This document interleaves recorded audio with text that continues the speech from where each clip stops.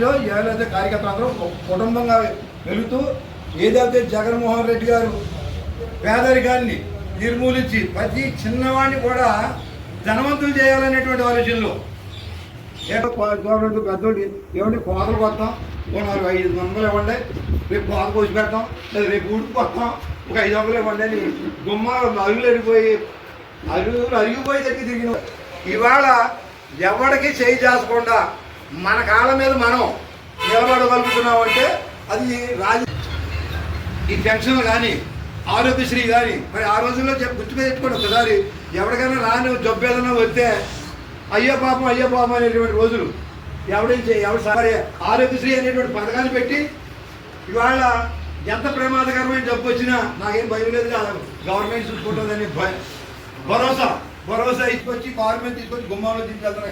ఎంత ఒక రాజశేఖర రెడ్డి గారు మరి వైఎస్ఆర్ పార్టీకి కాదు అని చెప్పేసి మిమ్మల్ని అడుగుతాం. మనం మర్చిపోకూడదు. ఇవాళ అందరూ ఏదో మాట చెప్పొచ్చు. సామాన్యుడు ఒకటి చేయి దాచుకోవడం బతుకుతున్నాడు అంటే రాంబాబు గారు రాంబాబు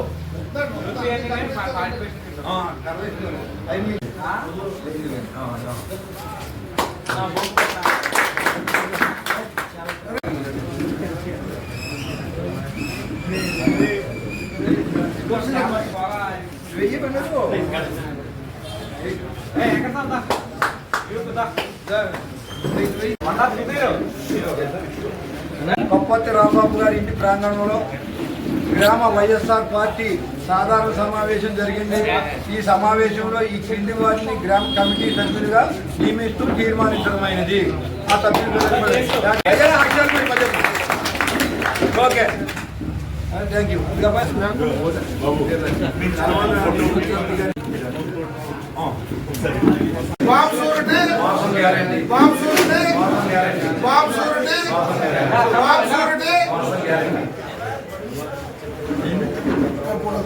జై జగన్, జై జగన్, జగన్మోహన్ రెడ్డి గారి నాయకత్వం వర్ధిల్లాలి, జగన్మోహన్ రెడ్డి గారి నాయకత్వం వర్ధిల్లాలి, తిరుమల వెంకటరెడ్డి గారి నాయకత్వం వర్ధిల్లాలి.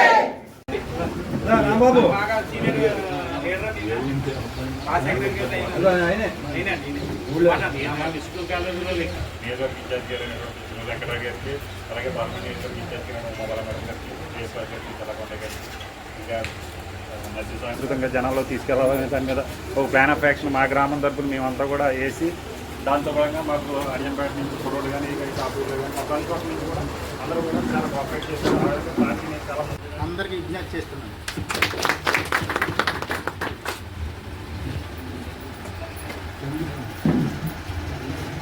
ఎవరైనా మాట్లాడతారు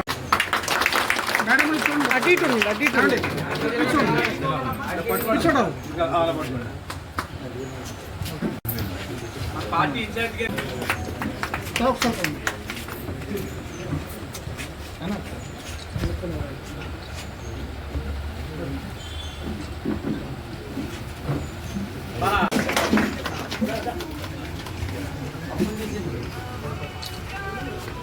ఓకే సార్ సరే ఆయన అందరూ చూడండి అని అందరూ సరే చూడండి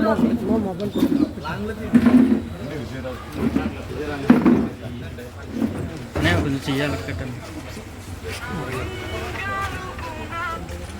ఒకసారి అన్న సరే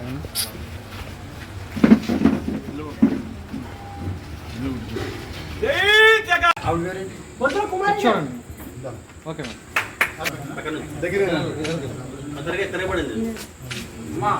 బోర్డు తెరబడిపోయింది.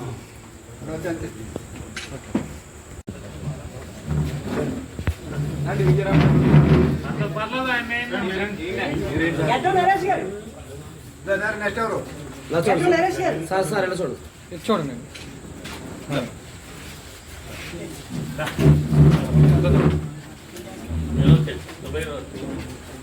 రాంబాబు గారు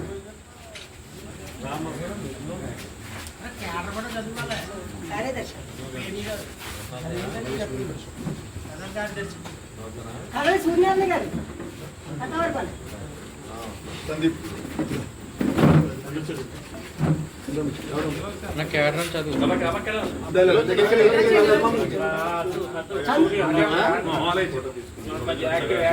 చందు నాని గారు కార్యదర్శి. అలా సభాపతి సునీల్ గారు. సభాపతి సునీల్ ఓకే సార్. కార్యదర్శి.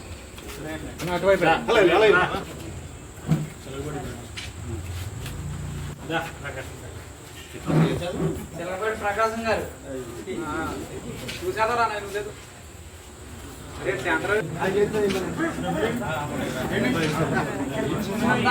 గారు సర్పంచ్ గారు చెప్పినది కదా వంద యేసవ్ గారు. వంద యేసవ్ గారు. అందరూ చప్పట్లు కొట్టలే. అది ఎలా ఒకసారి చేయరా బాబు యాదవ్ నాని గారు. ఉంటారులేండి నేను అవన్నీ నేను అలా ఉండేది. అలా కాదు ఇక్కడ. ఇప్పుడు ఏంటంటే ఖచ్చితంగా గ్రామంలో 10 మంది సమక్షంలో కమిటీ మనం ఏర్పాటు చేసుకుంటున్నాం. ఓ బాధ్యతతో పాటు ఒక గుర్తింపు ప్రతి ఒక్కరికి కూడా ఇది ఒక గుర్తింపు. అంటే దీన్ని ఐడెంటిఫై కాదు, ఈ వైఎస్ఆర్ పార్టీలో ఒక సభ్యుడిగా ఇది పనిచేస్తున్నాను. ఇంకో రేపు వచ్చిన ఎందుకంటే దీని గుర్తింపు ఎందుకంటే చాలామంది అనుకోవచ్చు పార్టీ ప్రతిపక్షంలో ఉన్నాం, మనం అధికార పార్టీలో అధికారంలో లేవు. ప్రతిపక్షంలో ఉన్నటువంటి వాడికి ఇది గుర్తింపు ఉంటే ఏంటి, లేకపోతే ఏంటి, ఇది ఉన్నా ఒకటే, గుర్తుని మూసినా ఒకటి, తెలిసే ఒకటి, దీనివల్ల ఉపయోగం ఏంటి అని మీరు అనుకోవచ్చు. అది కాదు. అక్కడ ఏంటంటే అధికార పార్టీ ఎప్పుడు ఒకే పార్టీ అధికారంలో ఉండదు. నేను చెప్పి అర్థం చేసుకోండి. ఏ పార్టీ ఎప్పుడు ఒకే పార్టీ అధికారంలో లేదు. మన చేతిలో మనం నేను చూసినని చెప్పి ఒకసారి రాజశేఖర రెడ్డి గారు ఒకసారి మళ్ళీ రెండోసారి ఎక్కడ జరిగిందేమో, కానీ అప్పటి నుంచి ఎప్పుడు ఒకసారి ఇటు ఒకసారి అటు జరుగుతూ వస్తున్నాయి. సరే ఏం జరిగిందో వదిలేండి. ఏ పార్టీలో ఉన్నా అధికార పార్టీలో ఉన్నటువంటి వాడికి ఎంత బాధ్యత ఉంటుందో ప్రతిపక్షంలో మనకు కూడా అదే బాధ్యత ఉంటుంది. ఏం చేద్దాం, ఈ గ్రామంలో అధికార పార్టీ అనేక రకాల వాగ్దానాలు చేసి ఇప్పుడు ఇవాళ అవన్నీ సర్దుకోలేక ఏదో ఒక పెట్టి ప్రతి పథకాన్ని కట్ చేస్తున్నారు. అది తగ్గించే ఆ పథకాలు కట్ చేసినప్పుడు మనం ఏం మన బాధ్యత ఏంటి? మీరు ఎన్నికల ముందు మీరు ఆ వాగ్దానం చేశారు, ఆ పథకం ఇస్తానన్నారు. జగన్మోహన్ రెడ్డి గారు ఏదైతే ఇస్తానన్నారో అవన్నీ అమలు చేస్తూ ఇంకా అదనంగా ఇస్తాన్నారు. గుర్తుపెట్టుకోండి, నేను ఆ మాట జ్ఞాపకం చేస్తున్నాను మీకు, నేను చెప్పట్లే ఆ మాట. ఈ రోజు జగన్మోహన్ రెడ్డి గారు ఎన్ని పథకాలు ఇస్తున్నాడో అవన్నీ ఇస్తూ ఇంకా అదనంగా ఇస్తానని చెప్పాడు. ఆయన ఆడపిల్లలు ఎంతమంది ఉంటే అంతమందికి ఇస్తానని చెప్పాడు. ఇవాళ అన్నీ కూడా ఎక్కొడుతున్నాడు. ఇప్పుడు ఎన్ని వస్తున్నాయి ఎన్నో చూసుకోండి. ఆ రోజున పిల్లలు చదివించే కానించి ముసలోళ్ళ వరకు కూడా కుటుంబంలో ఎంతమంది ఉంటే అంతమందికి వెనకబడిన ప్రతి కుటుంబానికి అంతో ఎంతో ఎంతవరకు అవసరమో అవకాశం ఉందో అందరినీ 10 రూపాయలు మొట్ట చెప్పిన ఘనత జగన్మోహన్ రెడ్డి గారి కాదా అని నేను మిమ్మల్ని సభాపూర్వకంగా అడుగుతున్నాను. ప్రతి ఒక్కరు అర్థం చేసుకోండి. అది ఇవాళ ఈ పేదలు చేయంతో ఈ ప్రభుత్వం ఎగ్గొడుతుంది. కానీ ఎన్నికల ముందు వాగ్దానం చేసింది. ఇవాళ మన ప్రతిపక్షంలో కొన్నా నువ్వు ఎందుకు చేయమని చెప్పేసి మనం నిలదీయవలసిన బాధ్యత మన మీద ఉంది. ఇవాళ ఈ కార్డు పెట్టి నేను ఒక పోలీస్ స్టేషన్కి వెళ్ళినా, మన పంచాయతీ కాడికి వెళ్ళినా, నేను వైఎస్ఆర్ గారికి వస్తానే ఇదిగో పలానా వాడికి మీరు పెన్షన్ ఇవ్వలేదు, ఏ కారణం చేసి మీరు ఎగ్గొట్టలేరు, ఎందుకు ఇతని అనర్హత ఏముంది చెప్పేటువంటి దానికి గుర్తింపు ఉంటే ప్రత్యేక ఎందుకంటే అధికార పార్టీకి జరుగుతాడో లేదో నాకు తెలియదు, కానీ ప్రతిపక్షంలో 10 మంది మనం కూర్చొని నిలదీస్తే అబ్బాయి ఇది చెప్పిన దానికి మనం సమాధానం చెప్పకపోతే రేపు పొద్దున్న టెంటేషన్ పంచాయతీ ఆఫీస్ ముందు కూర్చుంటారేమో వీళ్ళందరూనూ అనేటువంటి భయం ఎప్పుడు కూడా ప్రతిపక్షానికి అధికారికి భయం ఉంటుంది. కాబట్టి ఇటువంటి గుర్తింపుని మనందరికీ కలెక్ట్ చేసినందుకు పెద్దలందరికీ కూడా మీరు ఎంతేదంటే ఇవాళ అధిష్టానం ఇలాంటి గుర్తింపుని మనందరికీ కూడా కలెక్ట్ చేసిందని చెప్పి మనం చేస్తా ఉన్నాం.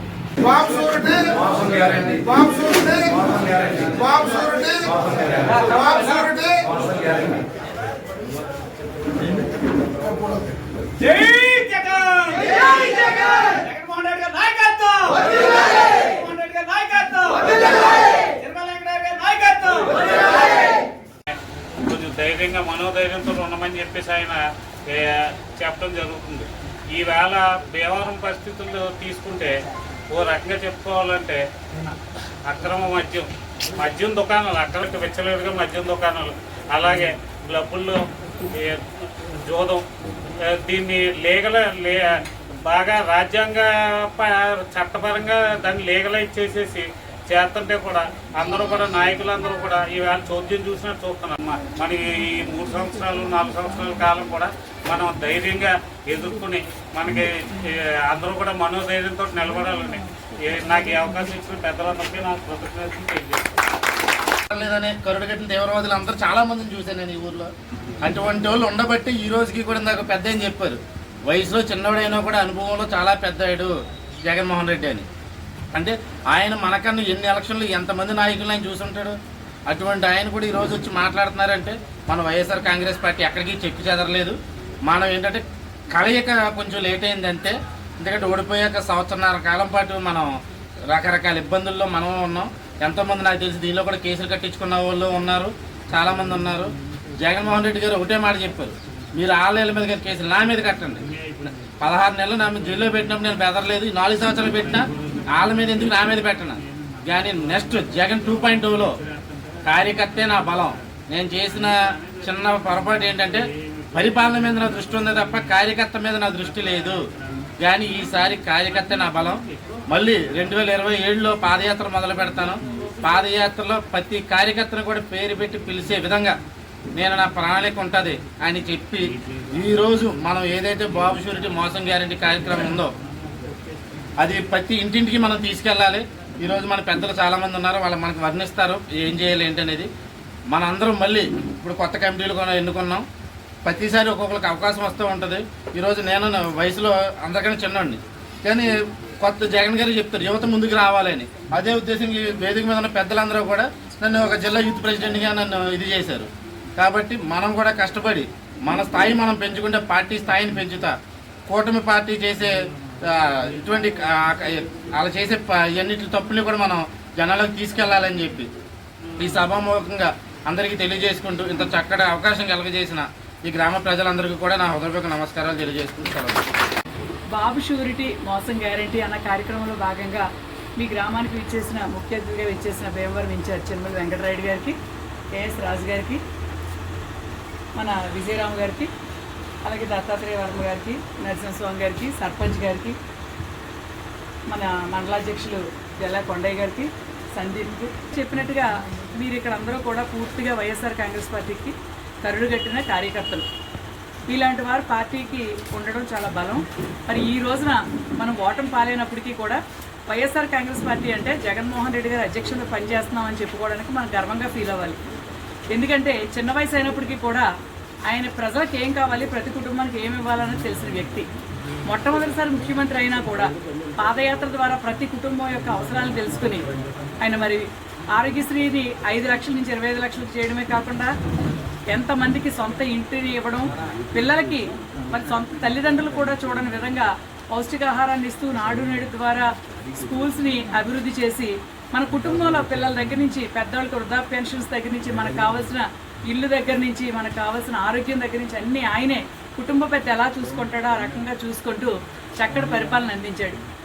అంతేకాకుండా చిన్న వయసు అయినా పెద్ద మనసు చేసుకుని ప్రతి ఒక్కరికి అర్హత ఉంటే చాలు, వేరే ఏ కులమైనా అక్కర్లేదు, ఏ పార్టీ అయినా ఆయనకి సంబంధం లేదు. అర్హత ఉన్న ప్రతి ఒక్కరికి ప్రతి పథకాన్ని ఇచ్చిన గొప్ప నాయకుడు జగన్మోహన్ రెడ్డి గారు. మరి ఈరోజు వయసులో పెద్ద అనుభవం ఉందని చెప్పిన చంద్రబాబు నాయుడు గారు అబద్ధపు వాగ్దానాలు చెప్పిన సూపర్ 6 అన్న వాగ్దానాలు ఏవి అమలు చేయకపోగా నిన్నగాక మనం చూస్తున్నారు కరెంటు బిల్లు కట్టడానికి ప్రతి కుటుంబంలోని వారు ఇబ్బంది పడుతున్నాం. ఇంత కరెంటు బిల్లు ఎప్పుడు చూడలేదు. రైతు ఇబ్బంది పడుతున్నాడు, విద్యార్థులకు ఫీజు రియంబర్స్మెంట్ పడక వారు ఇబ్బంది పడుతున్నారు. డయాలసిస్ పేషెంట్లకి డయాలసిస్కి ఆరోగ్యశ్రీ ఫండ్స్ ఏవి రిలీజ్ చేయకుండా అనారోగ్యంతో ఉన్న పేషెంట్స్ ఇబ్బంది పడుతున్నారు. ప్రతి ఒక్కరూ ఈ వర్గం ఆ వర్గం అని లేదు, అందరినీ కూడా ఇబ్బంది పెడుతూ అబద్ధ వాగ్దానంలో అధికారంలోకి వచ్చిన చంద్రబాబు నాయుడు గారి విధానాన్ని ప్రజల్లోకి తీసుకెళ్ళి చంద్రబాబు నాయుడు చెప్పారంటే బాబు షూరిటీ మోసం గ్యారంటీ. ఆయన అబద్ధాలే చెప్తారు, మోసం చేయడమే ఆయనకు చేతనం అన్నది మనం ప్రజల్లోకి తీసుకెళ్ళాలి. జగన్మోహన్ రెడ్డి గారు ఉన్నారంటే చెప్పాడంటే చేస్తాడు. ఆయన చిన్న అబద్ధాన్ని కూడా చెప్పారు, కుదరని దాన్ని ఏ వాగ్దానం చేయరు. కాబట్టే గతంలో మన మేనిఫెస్టోలో ఏ మార్పులు తీసుకురాకుండా ఏదైతే సాధ్యం అవుతుందో వాటిని మాత్రమే ఆయన మేనిఫెస్టోలో ప్రకటించడం జరిగింది. కానీ మరి గతంలో జగన్మోహన్ రెడ్డి గారు మేనిఫెస్టోలో నవరత్నాలని పథకాలను పెట్టారు. నవరత్నాల పథకాల్లో ఆరోగ్యశ్రీని 5 లక్షల నుంచి 25 లక్షలకు పెంచుతానని లేదు. రూపాయి 2 రూపాయలు కాదు, 25 లక్షలకు పెంచడం అంటే ఆరోగ్యశ్రీ పరిధిని అది అసలు ఎవరు ఊహించిన విషయం. అలాగే వాలంటీర్ వ్యవస్థను ప్రవేశపెట్టారు. నాడు నేడు ద్వారా స్కూల్స్ విషయం కానీ అంటే నవరత్నాల్లో లేని ఎన్నో గొప్ప గొప్ప పథకాలని గొప్ప గొప్ప అభివృద్ధిని ప్రతి కుటుంబంలోనూ చూపించిన వ్యక్తి జగన్మోహన్ రెడ్డి గారు. చెప్పలేదు అని చెప్పి చెప్పినవే కాకుండా చెప్పడం కూడా చేసే వ్యక్తి. మరి ఈ రోజున ప్రజలంతా మోసపోయి ప్రతి కుటుంబం కూడా ఆర్థికంగా ఇబ్బంది పడుతున్నారు. పిల్లలకు కూడా భవిష్యత్తు అనేది అంధకారంలోకి వెళ్ళిపోయింది. రైతు ఇబ్బంది పడుతున్నాడు. ప్రజలంతా డబ్బు రొటేషన్లోకి ఇబ్బంది పడుతున్నాం. కాబట్టి మీరంతా మన నియోజకవర్గ ఇన్ఛార్జ్ చినమల వెంకటరాయుడు గారు ఒక ప్రణాళిక ప్రకారం నియోజకవర్గంలో మండలాల్లో కార్యక్రమాలు నిర్వహించారు. ఈరోజు గ్రామ స్థాయిలో కూడా మీ అందరితో కొత్త కమిటీలను ఏర్పాటు చేసి వారందరి ద్వారా ఈ కార్యక్రమాన్ని ప్రజలకు తీసుకెళ్లే విధంగా ఆయన ఒక ప్రణాళిక వేసుకున్నారు.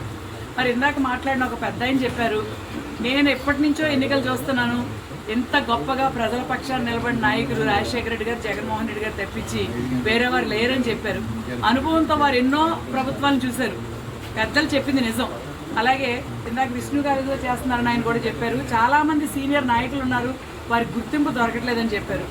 గతంలో కార్యకర్త గుర్తింపు దొరకనమాట నిజమని జగన్మోహన్ రెడ్డి గారు కూడా ఒప్పుకున్నారు. వాలంటీర్ వ్యవస్థనే పూర్తిగా నమ్ముకుని వారి ద్వారా పనులు చేయించారు. కార్యకర్త గుర్తింపు తగ్గింది. ఈసారి జగన్మోహన్ రెడ్డి గారు కూడా దాన్ని సరిచేసుకునే ప్రణాళిక రూపొందించుకుంటున్నారు. ఇక్కడ మన ఇన్ఛార్జ్ చినమల రాయుడు గారు కూడా కార్యకర్తకి ప్రాధాన్యత ఇస్తాను, కార్యకర్తకి ఇబ్బంది వస్తే పార్టీ అంతా అండగా ఉంటుందని ఆయన ప్రతి మీటింగ్లోనూ కూడా చెప్పడం జరుగుతుంది. మరి ఈ రోజున పార్టీ అండగా ఉండి